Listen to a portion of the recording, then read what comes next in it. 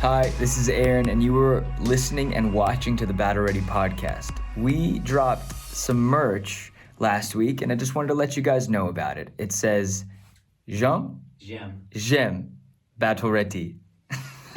I'm learning French on Duolingo, and I kind of thought it was fun. But we are also releasing some new merch this week. So pay attention, check the website. The link is in the bio on Battle Ready Podcast Instagram. So check it out and get ready for this episode called Edit the Past. You're listening to the Battle Ready Podcast. My name is Aaron McManus, and I'm joined by my wonderful dad. It's good to be here today. You have to say your name. Oh, my name's Erwin McManus. Erwin Raphael McManus. Author of 11 plus books. Who knows? Do you have a new book coming out soon? I have, yes, I do. I have a book coming out September 14th, and I have a graphic novel coming out as well. Ooh. And I didn't mention this before. What? But I got a phone call 2 days ago. I've been working on a TV show for over a year. And like 2 years at least. Maybe 2 years. And they called me, and they had a meeting, and it looks like it's going to move forward. Get a pilot. It looks like we're going to get a pilot for a TV show. So. Wow. So I'm excited. Can we make the episode about that? Can we? No, let's wait till the next meeting. I have a plan. I've stayed quiet for a long time about this because so many things almost make it in Hollywood. Yeah. Okay. So I like February. It's February 1st when we're recording this, and I'm saying this because I like the energy that February is bringing.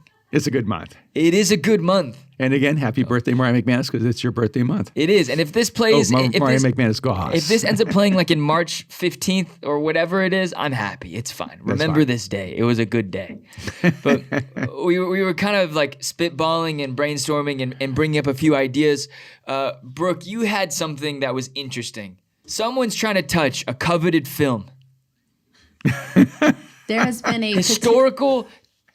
childhood memories are being disrupted. Disrespected. No. This is actually brought up a really interesting conversation. We vamped on it for 15 minutes, so we decided we're going to talk about it here. And it's Home Alone? Home Alone 2, Lost in New York. There is a petition circling around to remove Donald Trump from the film, which brings up the question, should you edit the past? And this has been playing out in a lot of different places all over the country. They recently passed an appeal in San Francisco to remove names off of 44 schools. Anyone who was tied or had ties to racism or slavery. And it's caused a really big stir around the country. Is this something we should do, something we should support, something that's good, helpful? So we want to hear your thoughts on it. Wow, that's a big issue. First of all, I think I should say I've never seen Home Alone 2. You haven't? I've never seen it, oh so my goodness. I don't it's the really pinnacle have. Of cinema. Arguably better than the first. Arguably better. They go to Is New that York. because the first was so bad? Because I've never seen the first one the either. first is iconic. The first one? I have John never Hughes? seen. I have never seen Home Alone. Is John Hughes, did he do both of them? No. He just did the first one, right? Is there more than two? There's, well, 5? There's 5, but we don't talk about 4 and 5. The first 3 are him, right? The Macaulay third Culkin. one was a different kid. but still great. When you say different kid, you're talking about Macaulay Culkin. Macaulay Culkin. Did I get the name right? Yeah. Okay. All right. And so evidently, now I'm learning this, Donald Trump was in the second one.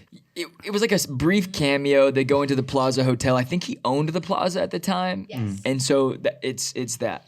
Well, it should be interesting. If you're going to edit people from films, you're going to be editing every single film that has ever been made because let's just be really straight up. There are a lot of people in Hollywood who would not meet the standard of a model that you want to emulate or you want your children to emulate. So, right.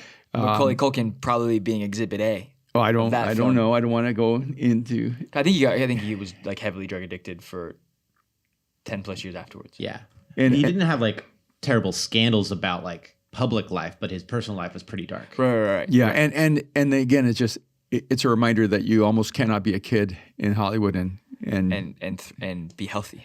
Yeah, and so the Hollywood culture itself is one that many people have tried to cancel for a long time, and yet still love movies. Right. So it's a bigger issue. And then when you're dealing with the schools, with with Washington, Jefferson, Francis Scott Key, Lincoln, that's an interesting question because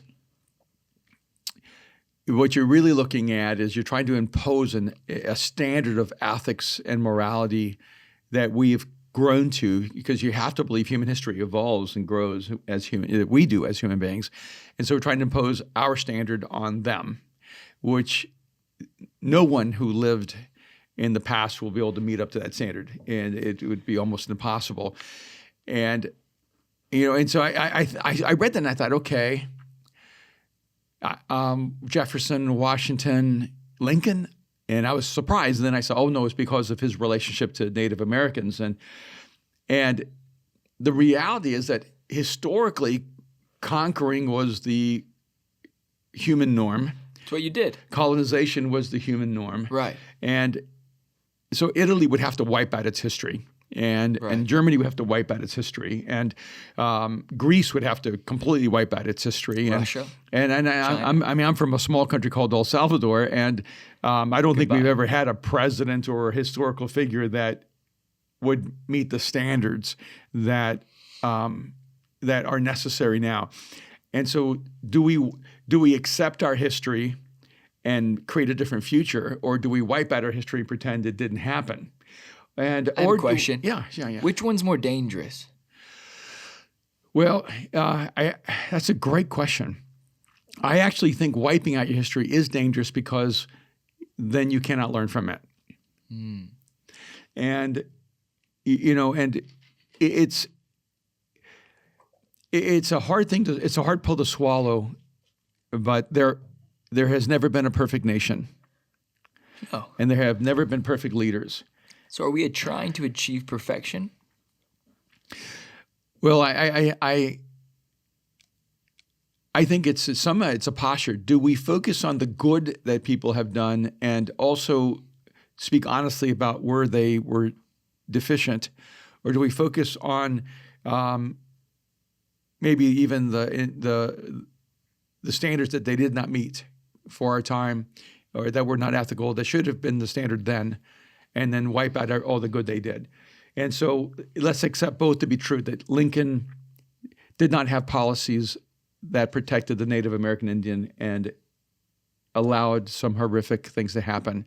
Does it wipe out his leadership through the Civil War to bring freedom to all the slaves in America? And I think it's interesting because it seems like this is more of and if I'm wrong, I'm happy to be corrected, but it seems like the elimination of these names and these figures seems to be more from the left. And Brian, would you say that's probably accurate? Yeah, I mean, it's much more of a left, ideological stance to make sure that every part of our history is PC and acceptable, and we're not glorifying past slave owners, past racists. Because it seems to me that that would be the same stream of people who are really comfortable with Che Guevara T-shirts and Fidel Castro T-shirts. And so you're looking at people who were responsible for murder and torture, even genocide, and they don't seem to have a problem creating iconic figures and heroizing people who Latin Americans would say they were the worst of the worst. And, and so I do think if you're going to do this, you're going to have to do it across the board. And one day, no one's going to meet the standard. I think we got to not do it. But I would like to ask that as a question. Do you feel that if we're going to do eventually, it's going to. No, but you said if we're going to do it, we need to do it everywhere. It will happen everywhere eventually. Okay. Because the left will not always be in power. The right's going to be in power. And whatever the left does, the right comes back and does. And then it's becoming this fiasco. Right. So my question to you is this. Is it more harmful to forget our history than to become aware of our history and make adjustments accordingly? Or do you feel, because I don't think that the solution is to do this on both sides, to do this everywhere. Because I'm going to have 1 million asterisks next to my name. And what I mean by that is when the Houston Rockets cheated in 2 of their World Series wins. Oh, no, not the Houston Rockets, the Houston Astros. Sorry, my bad. Houston Rockets, they wish they had a chip. They tried to cheat. They couldn't cheat. Houston Astros, when they won the World Series, there's now an asterisk by their World Series? Or there's the conversation? There should be an asterisk. Should we put an asterisk because they cheated? No, I don't think there should be an asterisk. I think they should lose their championships, but that's You just think me. it should be stripped? See, but that's a part of the conversation, right? Because should former President Trump's, we're gonna call him Donald Trump just because that's a lot to say. Yeah. And people get mad sometimes, but we mean the utmost respect to both presidents, all the presidents. Okay, so to strip him of certain president, what would it be? President like luxuries or president rights or Like presidential benefits. benefits, right? Former, yeah. Yeah. So it's like Secret Service, traveling. So it's like mostly protection and mostly traveling budget. That's what it mostly is, right? Yeah. And then a few other things, or no? It's a I pension. mean, a library if someone wants to give him one. They take away the idea of a library. He didn't need a library. He's got like 17 hotels. Like he can put a library in each one if he wanted to. There probably is already library. There's probably already libraries. What They're taking his names off of buildings now. are they? Yeah. Interesting. So, is it fair? Is it right? Is it just? Does it make sense? Does it make our culture healthier? Well, I'd rather like look backwards than in a sense like this moment with Donald Trump. It just feels like there's just so much. So yeah, he's not the best example because I think there's so much heated tension around it. Right. I think Washington, Jefferson, and Lincoln are really good examples. Francis Scott Key is a good example. But I think there's modern examples too, right? Trump, Clinton, Obama, Bush. What we've done in the Middle East. Yes, I mean, I do think that history could look at what happened in the Middle East and during the Persian Gulf War, What happened with Guantanamo Bay and the fact that it didn't get shut down under Obama's presidency. or what happened during Nixon or Kennedy. Right. Or Johnson. I mean, it is fascinating to me that right before John F. Kennedy signs, all the restrictions against Cuba, he makes sure he gets around 1,200 cigars for his own personal, use. And so I don't think. But we even brought up names like Martin Luther King, Malcolm X. I think the problem is You that want to ignore that, but no. The thing is that no one can survive the scrutiny of the president looking back on the past. no. But that one, because I would never want to cancel any of those figures. That's not why I bring them up. I guess what I'm asking is what is the healthiest solution to this? Right. Well, you have a person like me who I so believe in free speech that if I had the choice, I would protect Luis Farrakhan. See, like Who's Luis Farrakhan the Nation of Islam, like right? in America? In the US? Yeah. Oh yeah. Is that what the new movie's about? One Night in Miami. Oh, is that what it is? Yeah, it's part of the story is I watched it the other week. Part of the story is about Malcolm X basically having all these philosophical conversations with Muhammad Ali. Then what was his name? Luis Farrakhan? No, Muhammad Ali's name before he Cassius Clay. Cassius Clay. Interesting. I want to watch that movie. You have to understand that I'm a person that so believes in free speech that I would protect the right of someone like Luis Farrakhan to always be able to speak his mind. I would protect the right of Malcolm X to always speak his mind. I would protect the right of who's the Joe Rogan. No, he's no. Joe Rogan's kind of Rush Limbaugh. Like I would protect the right of Rush Limbaugh to be able to say whatever he wants to say. I would protect the right of Donald Trump to say what he wants to say. I believe in the power of free speech and how even when you allow the extremes to have a voice, you create a better society because people can actually see the insanity of the extremes. Right. And so because I think the moment we start trying to silence what we consider the edges, it only works when you're in power. Because if you're on the right and you silence the left, I guarantee you when the left is in power, they're going to silence the right. And little by little, those edges become closer and closer to the center. And then there's a day where you're only allowed to have one singular voice. But that is a frightening day. Yeah. Is the issue, well, do you feel that, I guess it's two parts and there's two different sides of the question that I would like to ask, so bear with me. One, do you feel like this singular voice, this fight for singular voice is, I feel like both sides always try to remove the other's voice. Mm-hmm. Right? And so if there ever becomes a day where there is only one singular voice, it becomes a dangerous place. Yeah, absolutely. Because the voice is never in the middle. The voice is always some extreme. What do you mean? Like you don't ever find yourself, the singular voice that will reign. The more censoring there is, the less the voice will be in the center. The more the voice will be at one of the two extremes. So my second question is this. That's free speech. Mm-hmm. Now we're talking about actions that happened in the past. Yeah. So we're trying to edit history. It feels like, is that right or wrong? And then is it wrong to make mistakes? Like obviously we some mistakes we don't realize they're mistakes until we're in the future. And then some mistakes we know they're wrong, and then whether we're punished for them or we're embarrassed for them or we have to make it right. But it feels as if we're in a moment in time, and this is the whole conversation we're having, is we're looking back at history and going, they're discredited for their mistakes, the actions they made that are now we know are ethically wrong. But at what point do we look at our mistakes and just go, we're going to learn from this? And then how do we do this? What's the right way? Because it does feel like it's a cover up a bit. It feels like we're covering up our own history. Because I don't think like we were talking the example of Harriet Tubman being put on the $20 bill. Who's on the $20 bill now? Andrew Jackson. I'm okay with that. Yeah. He's been on the $20 bill for probably what, 200 years, 150 years. Yeah, I don't know when they started making $20 bills. Yeah, I don't know, 50 years, longer than 50. When we modernize, when we reacclimate to culture and a new history, I'm excited for that. That makes me excited. My issue is, are we canceling the history that is true to us? Yeah, I actually think like taking someone as iconic as Harriet Tubman and putting her on a $20 bill is a great way of dealing with our history.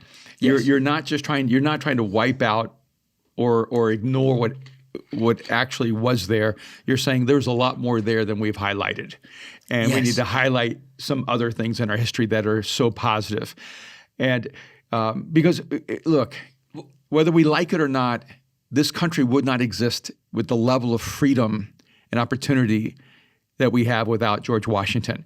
So with all of his imperfections, this nation exists because that man decided, I will not be a king, and we will not have a nation with a king.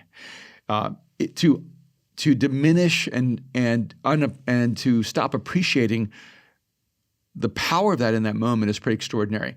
And of course, Jefferson, obviously, not a person that you want to emulate in his as a slave owner, but to diminish the genius of that person in creating a democracy or the potential for the democracy we have today.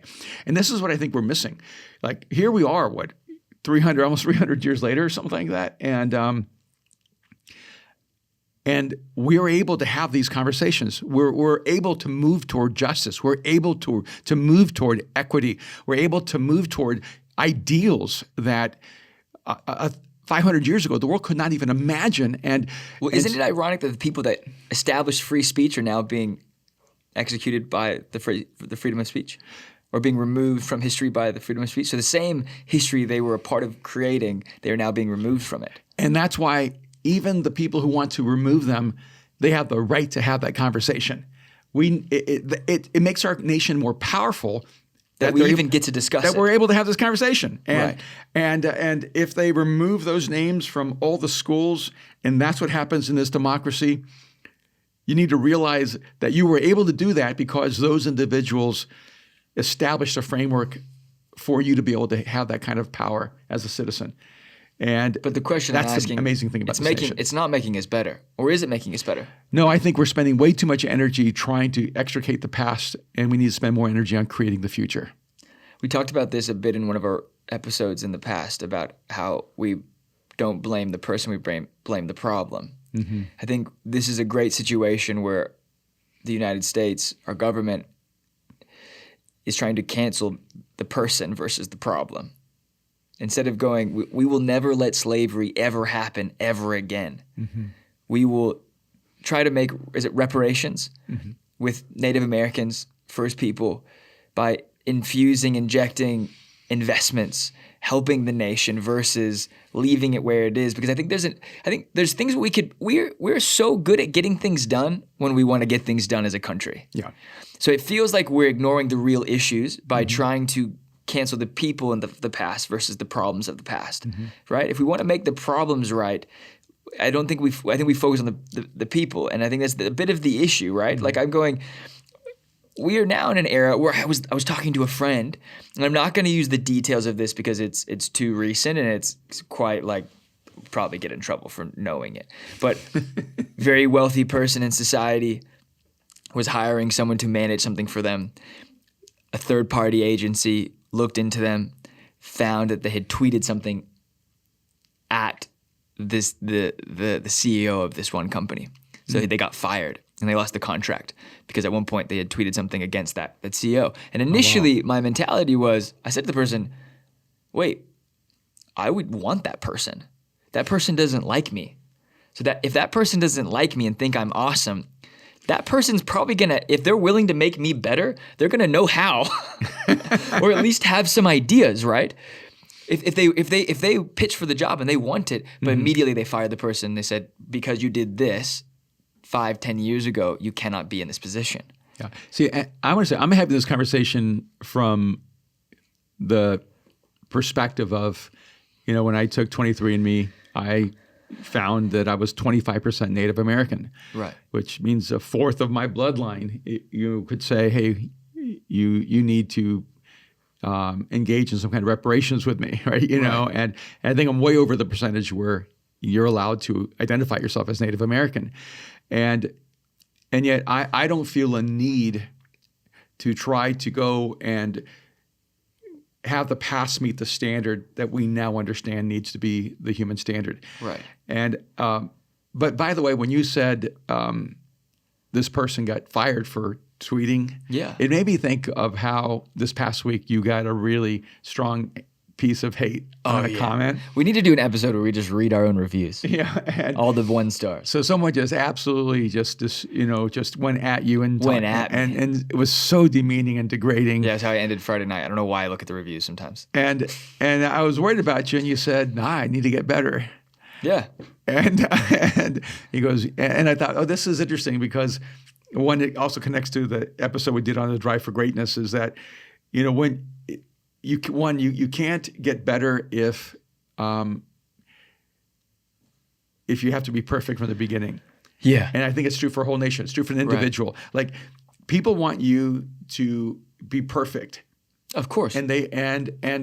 But you have to have the courage to be imperfect publicly to get to your best. And this was my logic. Can I say something? Yeah. Do you finish that statement or no? I cut you off in the middle of greatness?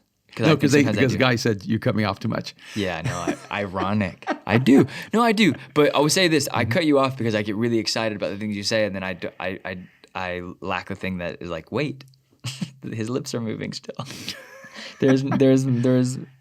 No. I left that review thinking 2 things. You're a coward because when I talk trash, I put my name on it. I don't say anything to anyone that I wouldn't say to their face. I put my whole name, Aaron C. McManus. So when you are like some cowardly anonymous Instagram or review, that I just know you're trying to hurt me. But with that, it hurt me. So they succeeded. But also, like, I posted on our story because I also want people to know that, like, you can get a critique and it won't destroy you. Right, but they did succeed in the ultimate sense because you came back going, I need to get better. Yeah, I was driving over to your house and I was like, hey, I got this thing. I was like, hey, they're kind of, you were like consoling me, and I was like, no, I think maybe they're right. Like, I need to do a better job of being able to establish an argument or keep a train of thought. And it struggles with ADHD and OCD and just the way my brain works. I can do better. And it was a good benchmark. But I love that. But yeah, I wanted to bring that up because that's how we're treating our history. Yeah, we're now going back on our history and going, if you didn't meet the standard, we're canceling you. And so we're going to cancel the first 200 years of American history without realizing that the only reason we're allowed to have these conversations is because these imperfect people who did imperfect things kept moving the nation forward to becoming the nation that we are now. Yeah. And I think it's a tragedy that we would not respect the sacrifices and the battles that other people fought to get us to this point here. Yeah. I can respect every figure in history who moves society towards something better, even if they're not perfect. And I was watching this documentary on Robert F. Kennedy. Oh, you're telling about this. And one of the interesting things, I think it was Harry Belafonte who was actually voting for Nixon. And the black vote was going to the Republicans. And but they decide, hey, we think in Robert Kennedy we have someone who is empathetic but is ignorant. Like he's just not knowledgeable about what's going on. He just didn't know. He just didn't know. And what was amazing in this documentary is watching the Kennedys struggle toward civil rights. And They were Boston boys, right? yeah, They were Northeast. And Joe Kennedy, I think, was known as being a racist or an anti-Semitic person, and not necessarily the ideal. Right. And so you have this. Is that the father? Yeah, the father. You have this dynamic moment in history where you're watching people learn and grow and change, and that's within one generation, from father to sons, yeah. they started fighting for MLK, and then it civil shifted rights. right Yeah. to where the support went to the Kennedys and the Democratic Party, and I just think that we need to realize that we're always going to have imperfect people leading the way. I mean, when I look at even, I know Joe Biden has a history where he voted against integration. I mean, he voted for segregation. There are things like that, and I go, yeah, but can a person actually grow and change? Right. But my point is that 50 years from now, Okay. They're going to cancel everybody right now. yeah, It's over. If you GGs. take these same standards 15 years from now, the people who we might actually admire today are going to get canceled. And because people make mistakes, they have a history. And the only people who are going to be allowed to have a position are the ones who've never taken a position. It's interesting. But I do think whoever it is leading, left or right, I do think there has to be grace. And I'm not trying to be cheesy or a cheesy Christian or a cheesy person of faith, but I do think grace and mercy and justice are beautiful things, attributes that God gives us, and attributes our country historically has taken on. And I think when we lose those things, I'm going like, if you cannot, we should there should be an entire class in history going, let's look at every single thing that the people who founded this nation did wrong and how we're going to do it better from now on. But when we don't do that, we just take them out of the history books. Yeah. And that does not actually teach us anything. It doesn't teach us how to go from wrong to right, how to grow, how to not be ashamed. Because my biggest fear is that, and I know in my own life, there are moments where you don't want to out yourself. You don't want to live out loud because you're so afraid of what you're struggling with and that people will cancel you and destroy you and then leave you there. Because they're not people who want to cancel you aren't committed to your growth. No. They don't want to see you change. They want to see you get destroyed and removed. So how do we create a system or a place where we're actually helping people grow? How do we help people change? How do we help people bring them into a new season of their life?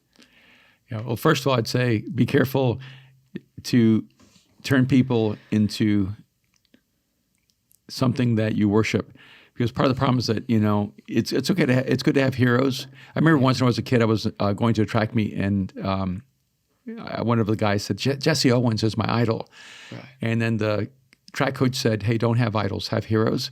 Yeah, and I remember just setting that in my heart back then. I go, hey, you can have heroes, and heroes are imperfect. Yeah. But just don't have idols. When he realizes that there is no president or person in American history, past or present, who deserves to be idolized. They can be your heroes, and heroes are imperfect. Right. And if you acknowledge their imperfection, then you can move forward in a healthy way. And that would be true for all of us, like in our lives, right? Right. Where we're going to make mistakes. We're going to get some things right. We're going to get some things wrong. We should not be measured by what we did 5 years ago, 10 years ago, 15 years, 20 years ago. We should be measured by what we've learned from those choices and where we're going from this point forward. And I wanted to close with this thought because I guess one school was changing its name because it's called Roosevelt High School, even though they didn't know if they were named after Theodore Roosevelt or Franklin Roosevelt. and I think that's a part of the dilemma is that you can take things to such an extreme that you're now making decisions without even being thoughtful. And I just don't want there to be a day where we regret that we have begun to to try to sanitize a history rather than actually try to humanize a history and saying, these are human beings, they had strengths and weaknesses, this is a part of who they were, and look how we just keep making progress moving forward. Can I say something? Of course. A piece of advice you gave to me about how to build a better argument. You were talking to me in the kitchen at your house, and we were watching the Lakers game in hopes that the Celtics would win, and the Lakers won by 1 point. But I was asking you, like, how do I hold a better argument? How do I prepare? How do I, have a better stream of thought? And you were like, one, you need to ask questions. You need to stop making everything a statement, like and it really helped me because because you were talking to me about conspiracies, and you're like, you go pretty in on conspiracies, Aaron. And no, but I think a bit of my issue with the media at the time was that they were making everything a statement. You have to wear masks of this versus we're not quite sure, we need to figure this out. And I realized, like, the same thing that the media was doing that made me not trust it is the same thing that I'm doing that is establishing distrust. Instead of pretending like you know everything, ask some questions. Yeah, and I think that's the best way even to approach history, is to ask good questions and let the truthful answers emerge, and then just go, wow, look how far we've come. I love that. Yeah. Look at how far we've come. It's so good. It's so good. Thank you for listening to this podcast. We tried to keep it short. I think we've failed a little bit. We are flawed. We are human. We are figuring it out. And we are going to move faster and do these podcasts. But thank you for every single person who tunes in each and every week, Tuesday and Friday. We've only missed, I think, 1 week. We only missed one episode. Yeah, we didn't even miss the week because we did actually release one episode. Yeah. So you're supposed to go and rate and review this podcast? Rate and review this podcast on iTunes. You can comment on YouTube. You can follow us at Battle Ready Podcast. And I'm going to say Instagram. this. I know that when you are, I know you don't like the word hater, but haters are more likely to comment. So I'm just saying, throw some love at Aaron McManus' way. So drown out the noise. Let's drown out the noise. With that, I'm so grateful for every person who does comment and does review, and thank you for all of our Anchor supporters who donate and support this each month. So we are grateful for you, and I'm excited for what's in the pipeline. We were in New York working on some new McManus stuff, and I'm excited. It's going to be so beautiful. It's going to be buttery. It is. It's so soft. The all right. Okay, goodbye. Take care.